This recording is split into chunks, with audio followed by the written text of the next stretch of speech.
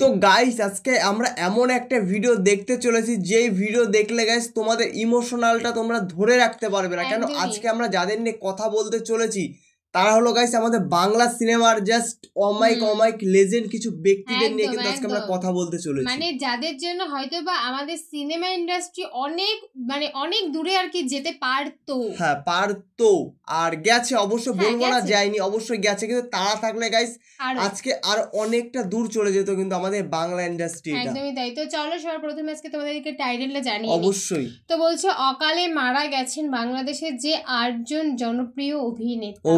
আর অভিনেতার ভিতরে কে কে আছে সবাই তো থাম্বনেল দেখে বুঝেই গেছো গাইস। আর সবাই তোমরা চেনো, জানো, সমস্তটাই জানো। অবশ্যই সকলের প্রিয় কিন্তু এখানে গাইস আমাদের হিরো আছে। আর সত্যি সালমান শাহর মৃত্যুর কাহিনীটা কিন্তু গাইস ইতিমধ্যে কিন্তু ফাঁস হয়ে গেছে, সেটা কিন্তু সকলেই আমরা জানি। আর এর বিচারটা যেন গাইস অবশ্যই হোক, যে শাস্তি যারা যেন সালমান শাহকে মেরেছে তারা কিন্তু অবশ্যই যেন শাস্তিটা কিন্তু অবশ্যই পাক। প্রায় 29টা বছর পরে আবার রিওপেন হয়েছে, হবে মানে একটা কথা আছে না, পাপকে ছাড়ে না বাপ। তো অবশ্যই কিন্তু সত্যি তোমরা পাপ করলে কিন্তু তোমাদের কিন্তু অবশ্যই কিন্তু বেঁচে থাকতে কিন্তু অবশ্যই পাপের শাস্তি কিন্তু পেতেই হবে, তোমাদের ফল পেতে হবে। তো চলো আজকের ভিডিওটি দেখা যাক। অবশ্যই। কতদিন বাঁচতে চান? বাঁচার অনেক ইচ্ছা, তবে ভাগ্যে কি আছে জানি না। ওকে, বাঁচতে চাই। বাংলা সিনেমার এমন কিছু জনপ্রিয় অভিনেতা ছিলেন যাদের সাবলীল অভিনয় দেখে একসময় মুগ্ধ হয়েছেন অসংখ্য দর্শকবৃন্দ। তাদের মধ্যে অনেকেই খ্যাতির শীর্ষে থাকা অবস্থায় পাড়ি দিয়েছেন পরপারে। হঠাৎ করেই অকালে হাজারো দর্শকদের কাঁদিয়ে না ফেরা দেশে চলে গিয়েছেন তারা। কারো হয়েছে সাধারণ মৃত্যু, আবার কেউ বা হয়েছেন খুন। আর তাদের বেশিরভাগের মৃত্যুতেই ভেঙে পড়েছে বাংলা সিনেমা ইন্ডাস্ট্রি। অনেক সময় পেরিয়ে গেলেও তাদের অভিনয় দেখে এখনও অশ্রু সিক্ত নয়নে কাঁদতে দেখা যায় অসংখ্য দর্শককে। তো বন্ধুরা, আজকের এই ভিডিওটিতে আপনাদের জানাবো অকালে মৃত্যুবরণ করা ঢাকায় চলচ্চিত্রের 8 জনপ্রিয় অভিনেতা সম্পর্কে। তাছাড়া আরও জানাবো কে কিভাবে মৃত্যুবরণ করেছে সে সম্পর্কেও। তো চলুন বন্ধুরা, আর কথা না বাড়িয়ে ভিডিওটি শুরু করি। তবে ভিডিওটি শুরু করার পূর্বে অনুরোধ রইল ভিডিওটিতে একটি লাইক দিয়ে শুরু থেকে শেষ পর্যন্ত দেখুন। মৃত্যু বিষয়টা কেমন? মৃত্যুর মতো এত স্নিগ্ধ, এত গভীর, সুন্দর আর কিছু নাই। সোহেল চৌধুরী। বাংলাদেশের জনপ্রিয় চিত্রনায়ক সোহেল চৌধুরী ছিলেন 90-এর দশকের এক উজ্জ্বল নক্ষত্র। তবে মাত্র 35 বছর বয়সেই 1998 সালের 17 ডিসেম্বর রাত 2টার দিকে তিনি নির্মমভাবে খুন হন ঢাকার গুলশানের ট্রাম্পস ক্লাবের সামনে। সেদিন তিনি কয়েকজন বন্ধুর সঙ্গে হেঁটে ক্লাবের সামনে পৌঁছালে 2 যুবক তাদের গতিরোধ করে। হঠাৎ এক যুবক রিভলভার বের করে সোহেল চৌধুরীর বুকে গুলি করে। মুহূর্তে তিনি মাটিতে লুটিয়ে পড়েন। হাসপাতালে নেওয়া হলে চিকিৎসক তাকে মৃত ঘোষণা করেন। ঘটনার পর এলাকাবাসী আদনান সিদ্দিকী নামে এক সন্ত্রাসীকে ধরে পুলিশের হাতে তুলে দেয়, যদিও বাকি সহযোগীরা পালিয়ে যায়। পুলিশ সেদিন ক্লাবের 11 জনকে জিজ্ঞাসাবাদের জন্য আটক করে। এই হত্যাকাণ্ডে পুরো চলচ্চিত্র অঙ্গন শোকে স্তব্ধ হয়ে যায়। বহু বছর কেটে গেলেও বিচার প্রক্রিয়া এখনও ঝুলে আছে আদালতের অন্ধকার গলিতে। স্বজন ও সহকর্মীরা আজও নেই বিচারের অপেক্ষায়। ভোলেননি তাদের প্রিয় নায়ক সোহেল চৌধুরীকে, চিত্রনায়ক জসিম। 80 দশকের একজন সফল ও জনপ্রিয় অভিনেতা ছিলেন জসিম। এই অভিনেতা 1998 সালের 8ই অক্টোবর 53 বছর বয়সে না ফেরার দেশে চলে যান। মস্তিষ্কের রক্তক্ষরণের কারণে মৃত্যু হয় তার। মৃত্যুর আগ পর্যন্ত তিনি দাপটের সঙ্গে অভিনয় করে গেছেন। ঢাকা চলচ্চিত্রে তিনি প্রথম মারপিট শুরু করেন। তিনি একজন অভিনেতা, প্রযোজক ও ফাইট ডিরেক্টর। তার আসল নাম আবুল খায়ের জসিমউদ্দিন। খলনায়ক চরিত্রের মাধ্যমে চলচ্চিত্রে অভিনয় শুরু করলেও পরবর্তীতে নায়ক হিসেবেই সফলতা পেয়েছিলেন। দেওয়ান নজরুল পরিচালিত দোস্ত দুশমন সিনেমায় প্রথম অভিনয়ের মাধ্যমে তার চলচ্চিত্র জীবন শুরু হয়। একই পরিচালকের পরিচালনায় সবুজ সাথী চলচ্চিত্রের প্রথম প্রধান চরিত্রে অভিনয় করেন জসিম। নায়ক হিসেবে জসিমের উল্লেখযোগ্য সিনেমার মধ্যে কয়েকটি হল পরিবার, রাজাবাবু, বুকের ধন, স্বামী কেন আসামি, লাল গোলাপ, দাগি, টাইগার, হাবিলদার প্রভৃতি। জসিমের প্রথম স্ত্রী ছিলেন সুচরিতা। পরে তিনি ঢাকার প্রথম সবাক সিনেমার নায়িকা পূর্ণিমা সেনগুপ্তার মেয়ে নাসরিনকে বিয়ে করেন। হুমায়ুন ফরিদি। বাংলা চলচ্চিত্রের একজন কিংবদন্তি অভিনেতা হুমায়ুন ফরিদি। আমি মাঝে মাঝে তাকে বিশ্বপ্রেমিক বলেও ডাকি, কারণ হুমায়ুন ফরিদি স্যার ছিলেন একজন অলরাউন্ডার অ্যাক্টর। আমি মনে করি তিনি মারা যাওয়ার পর তার এমন একটা অভাব বাংলা সিনেমা ইন্ডাস্ট্রিতে হয়েছিল যা কেউ কখনো আর ফিল আপ করতে পারেনি। তিনি ভিলেন হিসেবে ছিল নায়কের জম। এক এক সিনেমায় এক এক রকম রূপ, তার কথা বলার ধরন, ভয়ঙ্কর এক্সপ্রেশন নিমিষেই আবার হাসিয়েছেন পাবলিকদের। ইমোশন, কমেডি, সিরিয়াল সব দিক থেকে ছিলেন 100-এ 100। কিন্তু হঠাৎ করে 2012 সালের 13 ফেব্রুয়ারি তার ধানমন্ডির বাসায় মারা যান তিনি। বলা হয়েছিল মৃত্যুর পূর্বে তার রক্তের হিমোগ্লোবিন কমে গিয়েছিল। তার প্রস্থান বাংলা অভিনয় জগতে এমন এক শূন্যতা তৈরি করেছে যা আজও কেউ পূরণ করতে পারেনি। হুমায়ুন ফরিদি রয়ে গেছেন আমাদের হৃদয়ে চিরকালীন অভিনয়ের মহাগুরু হয়ে। জাফর ইকবাল 80 দশকের ঢাকায় চলচ্চিত্রে জনপ্রিয় অভিনেতা জাফর ইকবাল ছিলেন একাধারে অভিনেতা, সঙ্গীতশিল্পী ও মুক্তিযোদ্ধা। 1966 সালে তিনি প্রথম একটি ব্যান্ড দল গঠন করেন এবং পিচঢালা পথ সিনেমায় গান গেয়ে সঙ্গীতে নিজের পরিচয় জানান। তার কণ্ঠে হয় যদি বদনাম হোকারো গানটি একসময় ব্যাপক জনপ্রিয়তা পায়।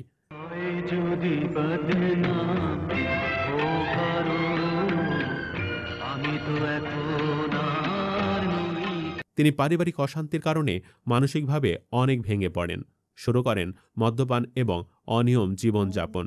পরবর্তীতে তিনি ক্যান্সারে আক্রান্ত হন, তার হার্ট এবং কিডনি নষ্ট হয়ে যায়।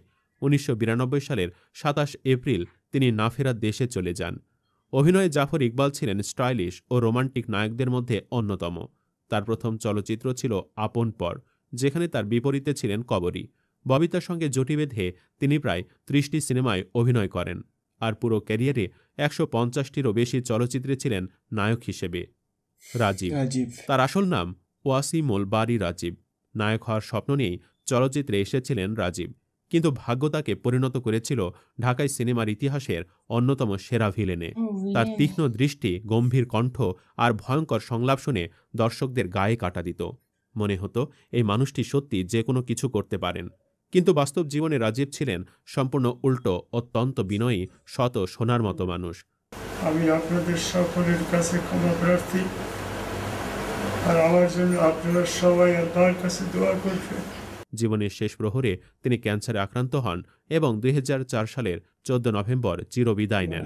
তার মৃত্যুতে বাংলা চলচ্চিত্র হারায় এক অনন্য প্রতিভা, যিনি প্রমাণ করে গেছেন একজন ভিলেনও দর্শকের হৃদয়ে নায়ক হয়ে বেঁচে থাকতে পারেন।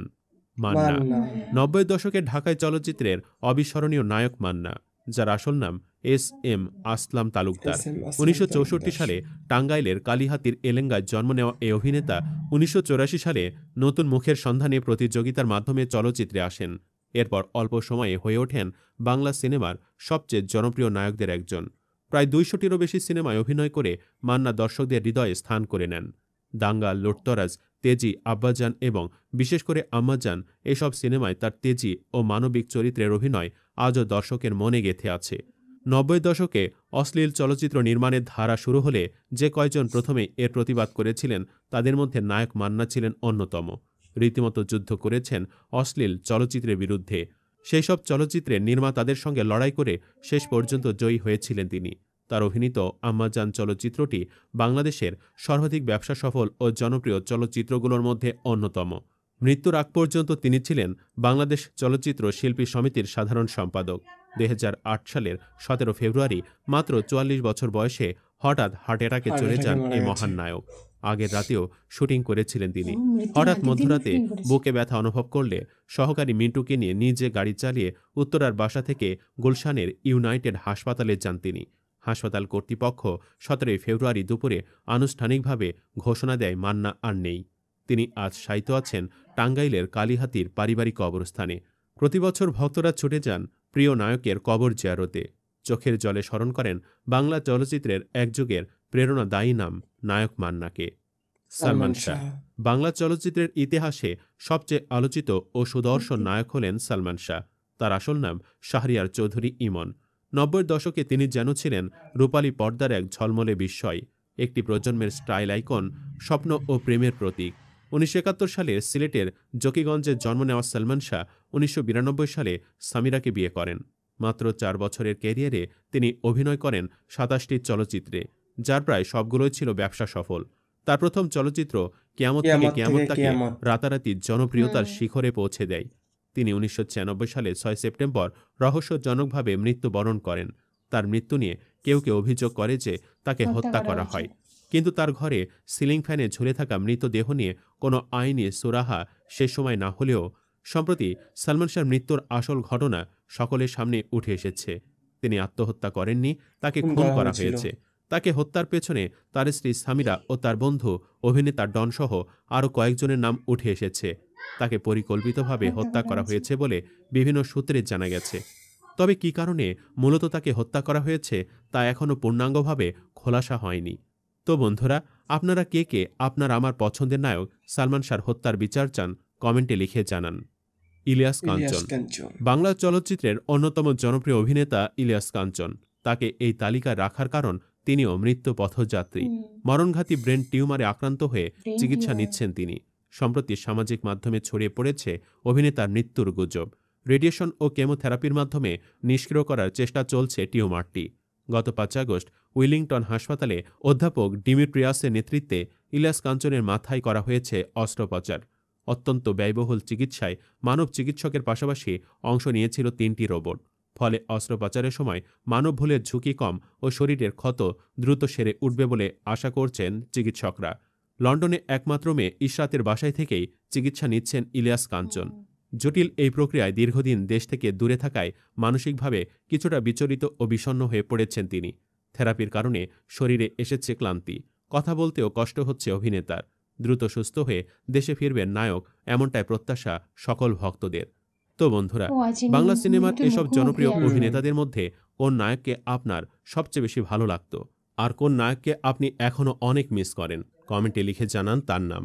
ভিডিওটি ভালো লাগলে শেয়ার করুন এবং চ্যানেলটিতে নতুন হয়ে থাকলে সাবস্ক্রাইব করে বেল আইকনটি বাজিয়ে রাখুন। ধন্যবাদ। অবশ্যই আজকে আমরা অনেক কিছু অজানা কিছু জিনিস জানতে পারলাম। কিভাবে কারা মারা গেছে, কিসের জন্য মারা গেছে, কি কারণে মারা গেছে, সেগুলো কিন্তু আজকে টোটালি কিন্তু গাইস এই ভিডিওর মাধ্যমে কিন্তু আজকে আমরা জানতে পারলাম। এবার দেখো, অনেকের মধ্যে এরকম আছে যে না কোনো একটা কারণ হয়েছিল তার জন্য মারা গেছে, ইভেন আরো অনেকে আছে যে যাদেরকে পরিকল্পিতভাবে মারা হয়েছে। অবশ্যই, যেরকম সালমান শাহকে কিন্তু পুরোটা অন্যভাবে মারা হয়ে লাস্টে সুসাইড নোট, মানে সুসাইড ব্যাপারটা করে দিয়ে দিয়েছিল। সোহেল বা এরকম কোন নাম আছে, তাকেও কিন্তু তাকে গুলি করে মারা হয়েছিল। মানে ওই বাংলাটা কথা আছে না যে তুমি যত উপরে উঠতে চাও তোমাকে তো লোকে উপরে উঠতে দেবে না, নিচেই নামাতে চাই। কেন একজনের ভালো কিন্তু আরেকজন দেখতে পারে না, সেটা কিন্তু আমরা সকলেই জানি। একদমই সত্যি, আমরা কিন্তু সকলেই জানি সালমান শাহ যে মারাটা গেছে, তো তার যেন বিচারটা সত্যিই হোক। অবশ্যই অবশ্যই। কিসের জন্য মারা গেছে, মানে কি কারণে তাকে হত্যা করা হয়েছে, আর কারা কারা হত্যা করেছে সেটা কিন্তু আমরা সকলেই জানি। আর কিসের জন্য হত্যাটা করেছে, কি কারণে, সেটা যেন গাইস আমরা সকলে জানতে পারি। একদম। আর লাস্টে যার কথা এখানে বলা হয়েছিল, নামটা আই গেস এখন মনে পড়ছে না, যাই হোক, তো সে এখন মৃত্যুর মুখোমুখি আছে। তো অবশ্যই মানে আমরা সকলেই চাই সে যেন সুস্থ হয়ে আবার আমাদের দেশে ফিরে আসে। আর অবশ্যই গাইস তোমরা কমেন্টে জানিও যে ভিডিওটি তোমাদের কেমন লাগলো। যদি ভালো লাগে অবশ্যই গাইস লাইক, কমেন্ট, শেয়ার অবশ্যই করে দিও। আর যারা ফার্স্ট টাইম গাইস আমাদের চ্যানেলে ভিজিট করছো, প্লিজ গাইস চ্যানেলকে সাবস্ক্রাইব করে দিও একদম। আর নেক্সট ভিডিওর জন্য অবশ্যই বেশি বেশি করে কমেন্ট তোমরা করো। আর তোমাদের একটা কমেন্ট আমাদের নেক্সট ভিডিও, তোমরা যত বেশি কমেন্ট করবে আমরা তত ভিডিও নিয়ে তোমাদের মাঝে অবশ্যই। তো চলো গাইস আজকের মতন এইখানেই, টাটা।